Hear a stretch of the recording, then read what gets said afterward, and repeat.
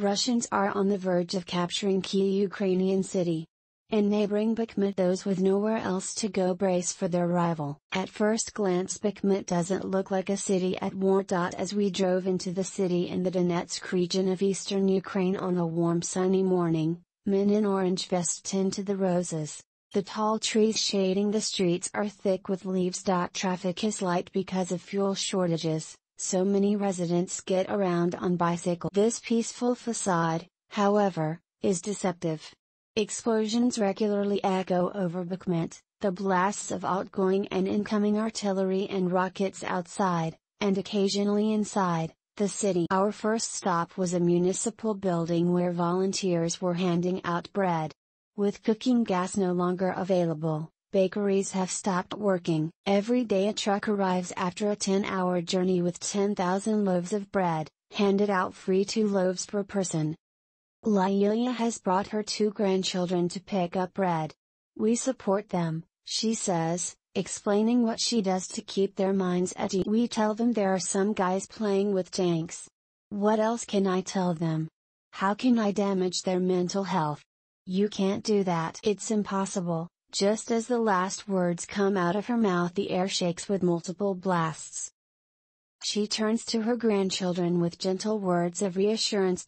On a nearby forested hill, thin threads of black smoke curl into the sky where the blasts came from, most likely a Ukrainian rocket launcher.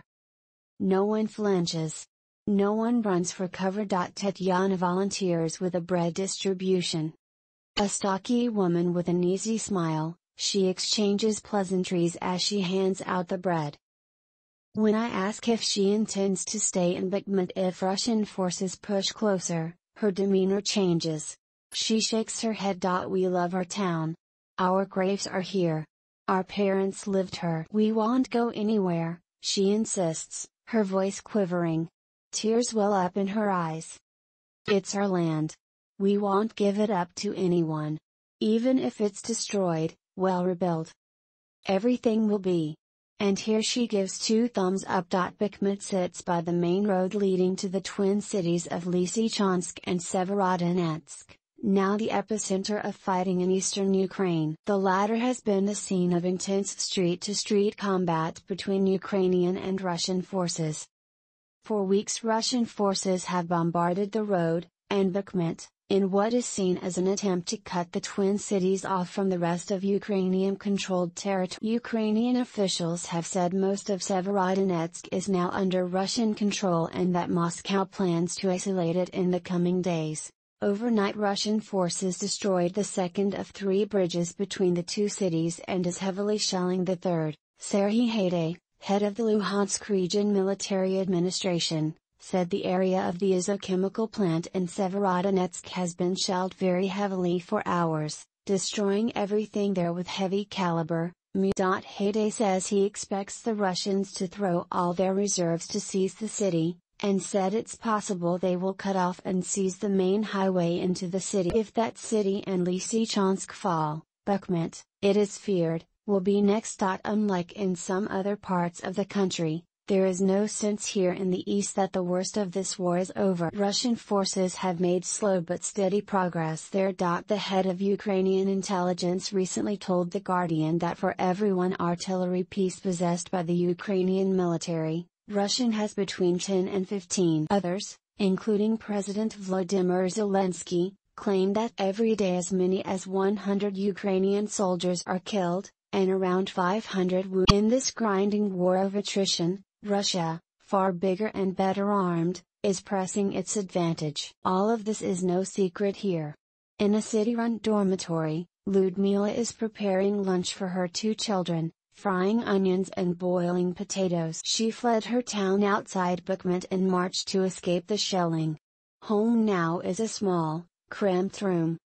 Her husband died before the war. She says she has nowhere else to go, and barely any money, and asks with an edge of irritation, what is the point? The Russians are coming, it's the same everywhere, she says. When they, the Russians, are done here, they'll go further. She shrugs and walks away down the dark corridor. That's all I have to say, she shouts back over her shoulder. Thursday morning Russian aircraft struck a complex of agricultural warehouses on the edge of Bakhmut. It was the third strike on the complex in recent weeks. A gaping hole in the pavement shows where one bomb hit, spraying shrapnel in every direction, ripping holes in a warehouse of wheat. Plum pigeons circle overhead, ready to feast on the grain. The weather has been good this year. The wheat harvest is just weeks away. Yet the war threatens to cut production by a third. Bakhmut Police Major Pavlo Dyachenko spends his days documenting the aftermath of air and artillery strikes. He knows only too well how random they seem. Strikes, he tells me with a sigh, can happen anytime. In the morning, in the evening. We don't know when. A small group of people gathers mid-morning in a parking lot next to a municipal building, waiting for a volunteer-run bus to take them to the relative safety of the city of Dnipro, a 4-hour drive. Igor, a beekeeper in peacetime, is startled by a large blast as he stands in the shade. He's leaving with his cat, Simon Simonyanik, who frowns through the bars of his blue and white pet carrier. Simon Simonyanik has been out of sorts since Bakhmut came under fire, remarks Igor. I left everything here, my bees and my house with all my belongings, he says, holding Simon's cage as he prepares to board the bus. Moments later, another blast shakes the ground. Soon the bus is loaded, the passengers sitting in their seats. Is anyone here with the army? The driver asks. The bus is strictly for civilians. A sardonic chuckle ripples among the passengers. Most are well past military age. The door slams shut. The bus begins to move. After one final blast, the bus pulls out of the parking lot.